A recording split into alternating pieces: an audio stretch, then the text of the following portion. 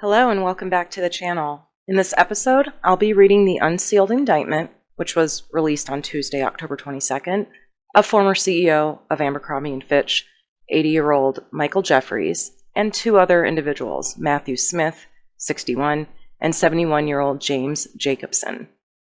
The charges come after several allegations of misconduct, including a lawsuit filed in New York last year, a civil lawsuit, accusing Abercrombie of allowing Jeffries, during his 22 years of tenure, to run a trafficking organization in a scheme to recruit and exploit individuals for commercial acts.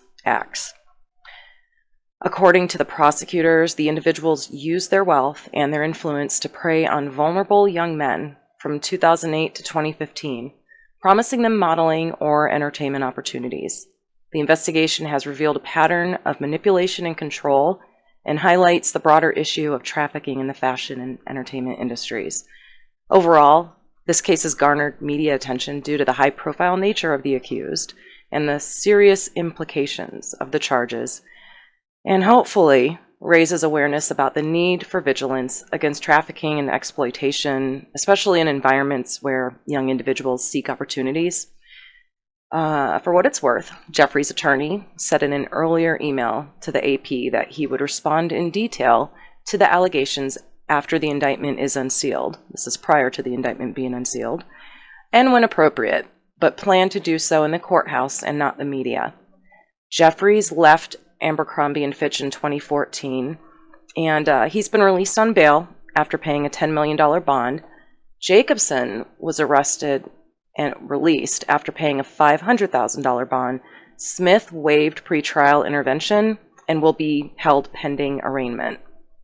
Jeffries and Jacobson will be arraigned on Friday at 3 local time at the federal courthouse in Long Island, but I couldn't find the arraignment date and information for Smith, and by the way, he's a citizen of the United Kingdom. Abercrombie & Fitch has declined to comment on Jeffries' arrest and has not issued a press release. Before we get started on the indictment, make sure to like, subscribe, and hit that notification bell so you don't miss any updates on this developing story and more. Now let's get into it.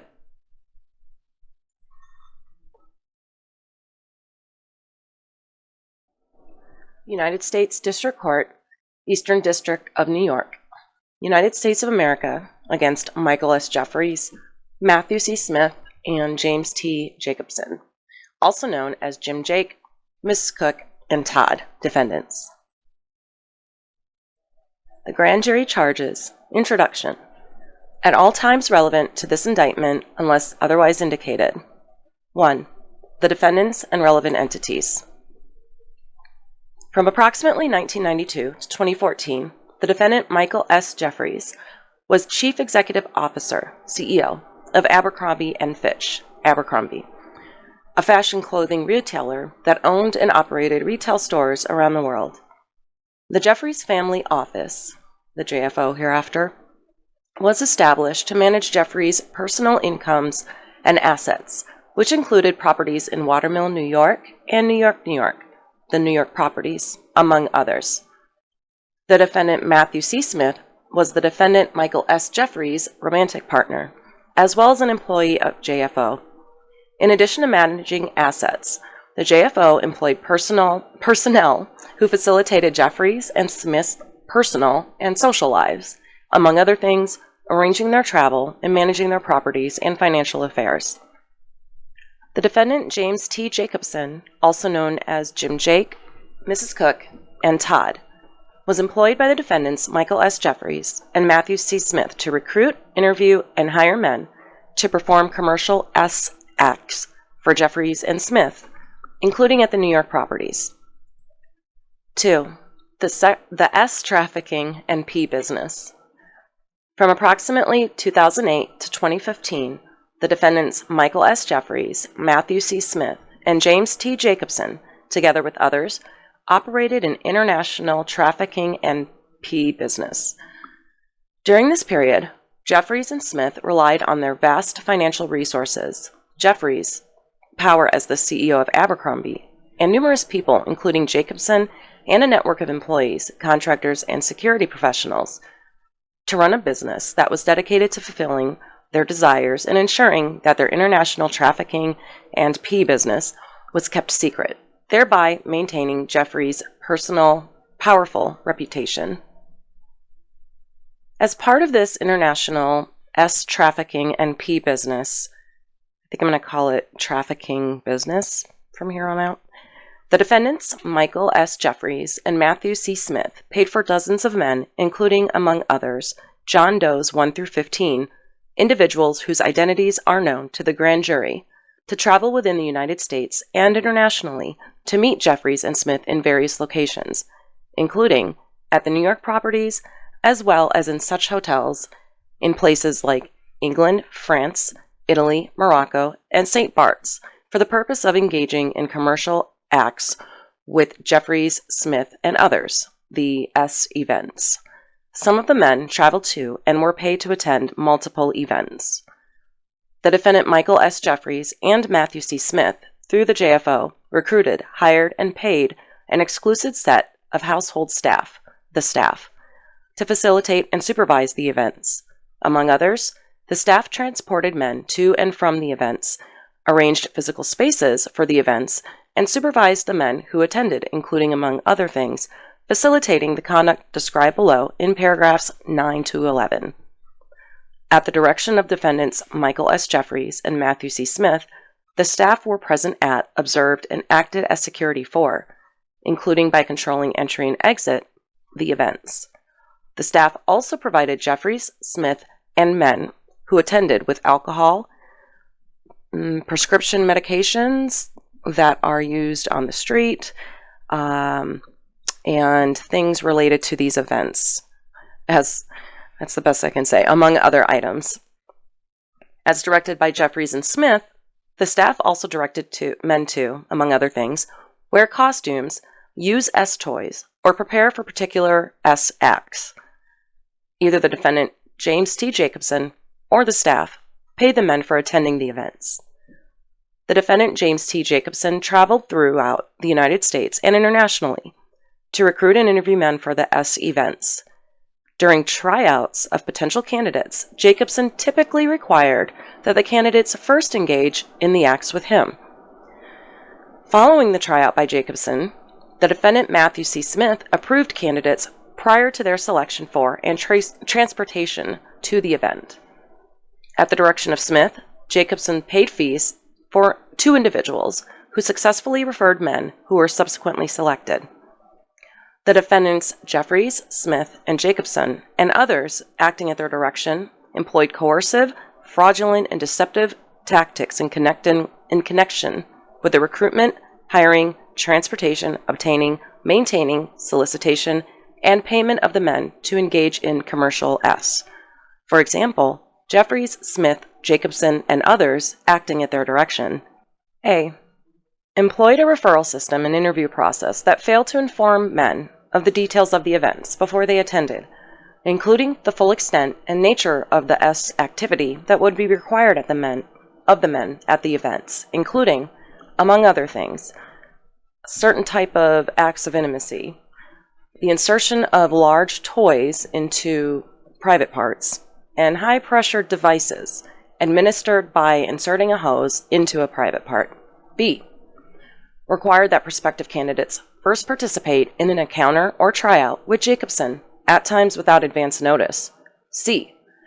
Caused men to believe that attending the S events could yield modeling opportunities with Abercrombie or otherwise benefit their careers, or, in the alternative, that not complying with requests for certain acts during the events could harm their careers, including by, among other things, referring directly and indirectly to modeling opportunities that did not exist, incorporating Abercrombie products in the events, and providing men with itineraries for the events that did not refer to commercial S and instead resembled those often sent to models for photo shoots, thereby obscuring the nature of the events from the men selected to attend.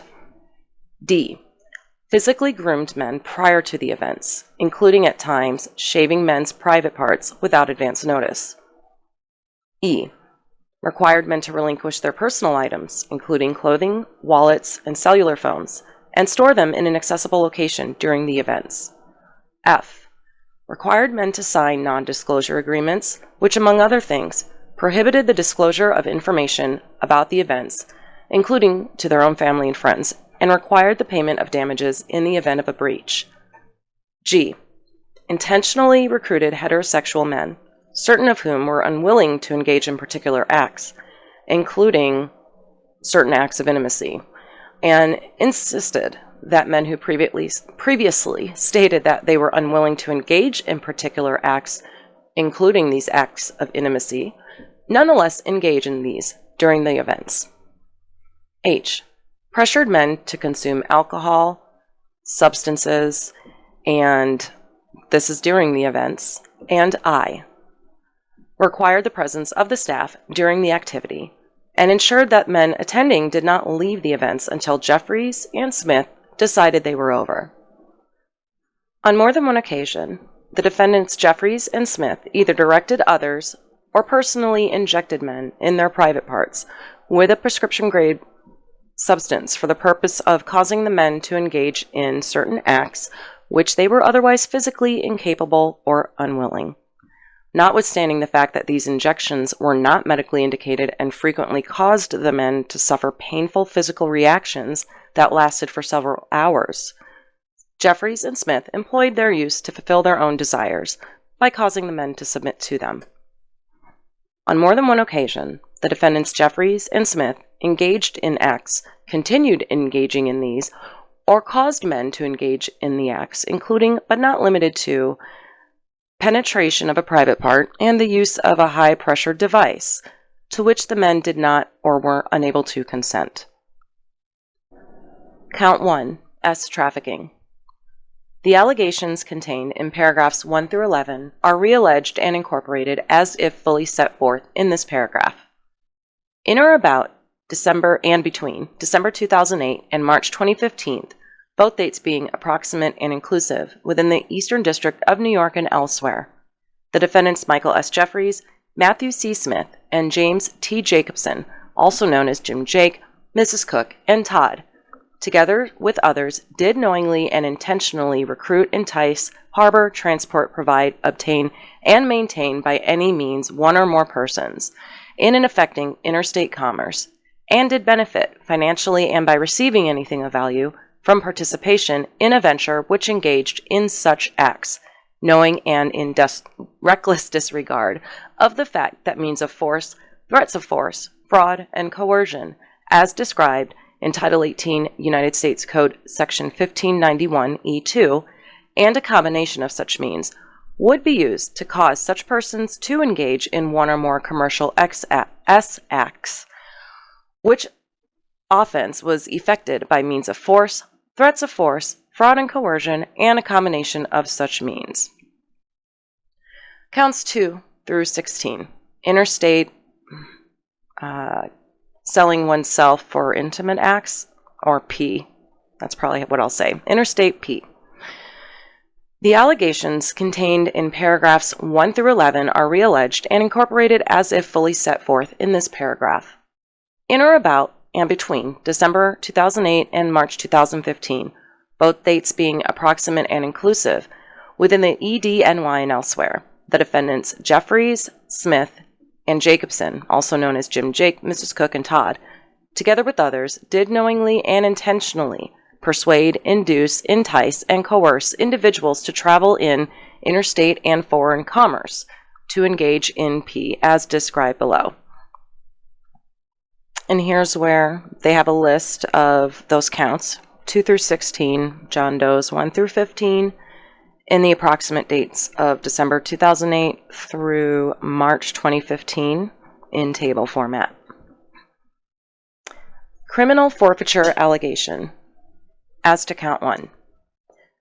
The United States hereby gives notice to the defendants that, upon their conviction of the offenses charged in count 1, the government will seek forfeiture in accordance with Title 18 United States Code Section 1594D of A. Any property, real or personal, that was involved in, used, or intended to be used to commit or to facilitate the commission of such offense, and any property traceable to such property, and B.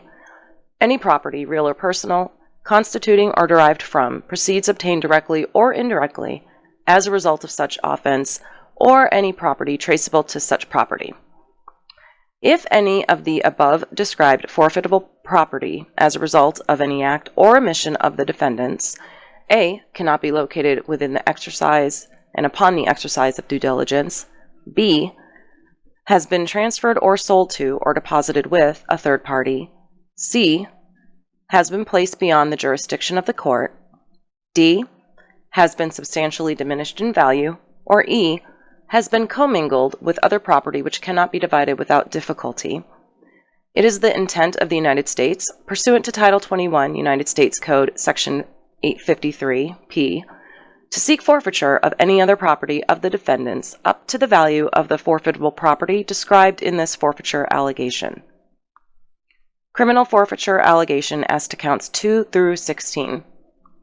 The United States hereby gives notice to the defendants that, upon their conviction of any of the offenses charged in counts 2 through 16, the government will seek forfeiture in accordance with Title 18 United States Code, Section 2428A, which requires the forfeiture of A, any property, real or personal, that was used or intended to be used to commit or facilitate the commission of such offenses, and B, any property, real or personal, constituting or derived from proceeds obtained directly or indirectly as a result of such offenses. If any of the above described forfeitable property, as a result of any act or omission of the defendants, A, cannot be located upon the exercise of due diligence, B, has been transferred or sold to or deposited with a third party, C, has been placed beyond the jurisdiction of the court, D, has been substantially diminished in value, or E, has been commingled with other property which cannot be divided without difficulty. It is the intent of the United States, pursuant to Title 21, United States Code, Section 853 to seek forfeiture of any other property of the defendants up to the value of the forfeitable property described in this forfeiture allegation. A true bill, signed by the foreperson and the United States Attorney for the Eastern District of New York. That will do it for today's episode. I do expect more, obviously, to come from the story, and I expect I'll be covering it more. So if this interests you, if you liked the video, please like the video. And then if you would like to see more and keep in touch with what's going on with this, please subscribe to the channel and don't forget to hit the notification bell. And thank you so much for watching. Stay safe.